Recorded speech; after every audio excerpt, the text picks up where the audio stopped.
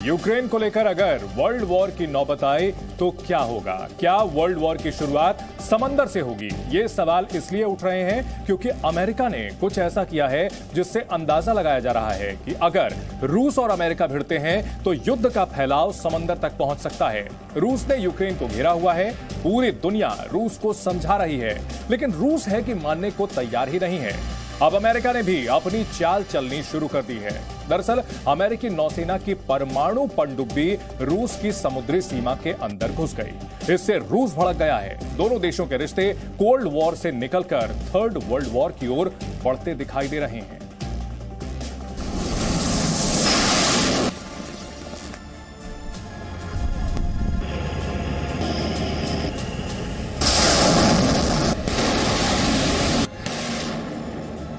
वक्त बहुत कम है।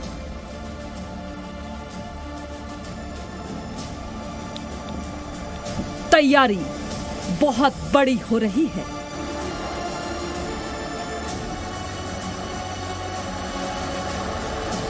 आमने सामने हैं दो महाशक्तियां।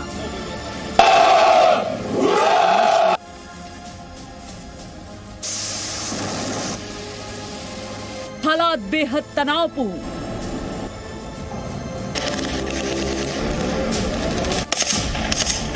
बाइडेन पुतिन की बातचीत बेनतीजा।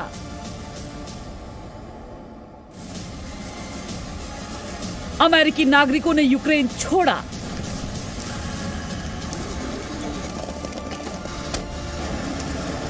अब है परमाणु जंग की तैयारी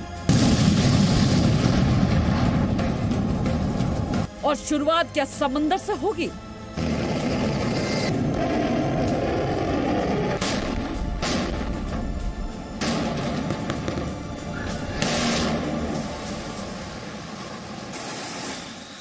यूक्रेन को लेकर यूरोप के पश्चिमी मोर्चे पर जोरदार घेरेबंदी चल रही है। रूस ने यूक्रेन को घेरा हुआ है। रूस कभी भी यूक्रेन पर हमला कर सकता है।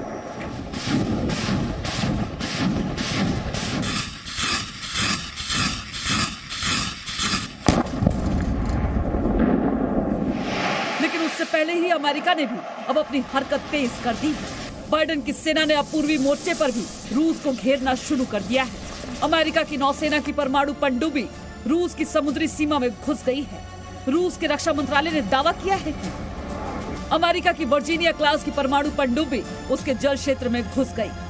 जब रूसी युद्धपोत ने अमेरिकी पनडुब्बी से सतह पर आने को कहा तो उसने आदेश को नजरअंदाज कर दिया। इसके बाद रूसी नौसेना ने अमेरिकी पनडुब्बी के खिलाफ खास कार्रवाई की। रूसी नौसेना की कार्रवाई के बाद अमेरिकी पनडुब्बी तुरंत रूस के समुद्री इलाके से चली गई। यूएस की नेवल शिप्स ब्लैक सी के मुहाने के पास खड़ी हुई हैं और इसलिए ब्लैक सी और मेडिटेरियन सी में जो यूक्रेन के दक्षिणी हिस्से में पड़ते हैं, यूएस और रूस की सेनाएं आमने सामने खड़ी हुई हैं। अभी 2 दिन पहले ही रूस के राष्ट्रपति पुतिन ने धमकी दी थी कि अगर यूक्रेन को नाटो में शामिल किया गया तो युद्ध ऐसा वैसा नहीं, परमाणु युद्ध होगा।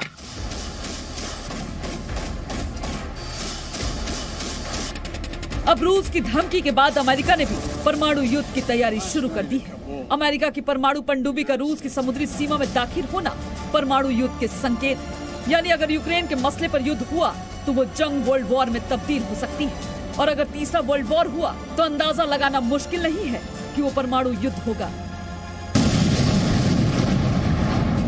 रूस के मुताबिक अमेरिकी पनडुब्बी की ये घुसपैठ कुरिल द्वीप समूह के पास हुई, जो जापान के पास मौजूद है। रूसी नौसेना इसी इलाके में इन दिनों सैन्य अभ्यास कर रही है। इस द्वीप पर दूसरे विश्व युद्ध के बाद रूस ने कब्जा कर लिया था, लेकिन जापान इस पर अपना दावा करता है। अमेरिका अपनी वर्जीनिया क्लास सबमरीन का इस्तेमाल ज्यादातर एंटी सबमरीन युद्ध और खुफिया जानकारी इकट्ठा करने के लिए करता है। इन नेवल शिप्स में न्यूक्लियर प्रहार करने की भी क्षमता है और बैलिस्टिक मिसाइल सिस्टम को दागने के लिए और उनसे बचाव करने के लिए भी साधन मौजूद हैं। और अगर युद्ध हुआ तो यूएस और नाटो की यह कोशिश कि वो यूक्रेन के लिए सीधा युद्ध में शामिल नहीं होंगे, फिर भी यह नवल युद्ध के रूप में बदल सकता है। हालांकि अमेरिका ने रूस के आरोपों से साफ इनकार किया है। अमेरिकी सेना के प्रवक्ता कैप्टन काइल रेंस ने कहा है कि रूस के दावों में कोई सच्चाई नहीं है। अमेरिका की परमाणु सबमरीन रूस की सीमा में नहीं घुसी थी। मैं अपनी पनडुब्बी के सटीक जगह पर कोई टिप्पणी नहीं करना चाहता हूं। हम अंतर्राष्ट्रीय जल सीमाओं के नियमों का पालन करते हैं। लेकिन रूस ने अमेरिका की सफाई को खारिज कर दिया। इस घटना से भड़के रूस ने अमेरिका के रक्षा ढांचे को तलब किया और इस हरकत के लिए चेतावनी दी। यानी टेंशन हाई है।